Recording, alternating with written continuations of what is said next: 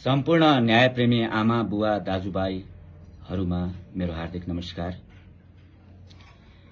यतिखेर देश प्रसव पीडाबाट अगाडि बढिरहेको छ। हामी विगत लामो समयदेखि राज्य सत्ताको ढुकुटी रित्ताएर आफू महामहिम भएर बसेकाहरूको विरुद्धमा मोर्चाबन्दी कस्दैछौं। यतिखेर हामी नयाँ शक्तिहरू एक ठाउँमा बस्दैछौं र एक ठाउँमा मिलेर हामी चुनावमा जाँदैछौं र जानु पनि पर्छ। नयाँ शक्ति एक ठाउँमा आउनुपर्छ, मोर्चाबन्दी कसेर चुनाव लड्नै पर्छ। यो भन्दा अरू विकल्प छैन। म यसको पक्षधर हुँ, म यसको विरोधी होइन।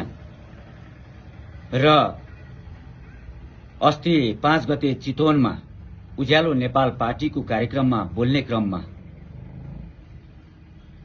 मैले मेरो आशय कुनै पनि पार्टी र व्यक्तिप्रति आक्षेप लगाउने थिएन। म लगाउन पनि चाहन्न। मेरो एउटै भनाइ, रवि लामिछाने दाजु दोषी हुनुहुन्छ भने दोषी करार गर्नु पर्यो, निर्दोष हुनुहुन्छ भने निर्दोष करार गर्नु पर्यो। किन राज्यले यसरी उहाँलाई प्रतिशोध साध्छ? किन उहाँलाई घुमाइरहन्छ? किन उहाँलाई बारम्बार फसाइरहन्छ? उहाँको कुनै गल्ती छैन भने उहाँलाई निर्दोष साबित हुन दिन पाउनु पर्यो। यदि उहाँ दोषी हुनुहुन्छ भने राज्यले दोषी करार गर्नु पर्यो। कहिले नागरिकता काण्ड भनेको छ, कहिले यो सहकारी ठग्यो भनेको छ, कहिले त्यो सहकारी ठग्यो भनेको छ। यसरी जनतालाई दिग्भ्रमित पार्न पाइँदैन। राज्यले कुनै पनि व्यक्तिलाई प्रतिशोध सान्न पाइँदैन। राज्यका कुनै पनि निकायले कसैलाई पनि प्रतिशोध साँधेर दुःख दिन पाइँदैन भन्ने पक्षधरको व्यक्ति हुँ म। मैले बोल्ने क्रममा मैले बोलेका सबै कुराहरू त यहाँहरूले सुन्नुभएको छैन।